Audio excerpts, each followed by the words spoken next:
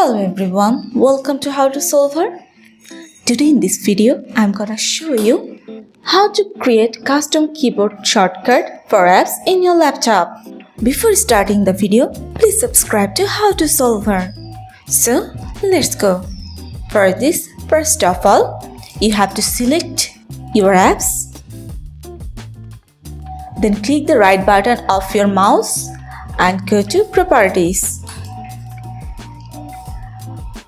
Here you can see the option of shortcut key. If you want to customize it, then type any letter on your keyboard.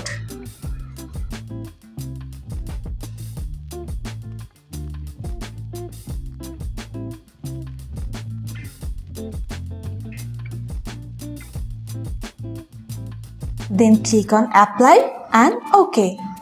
So this is how you can create custom keyboard shortcuts for app in your laptop. So guys, that's it.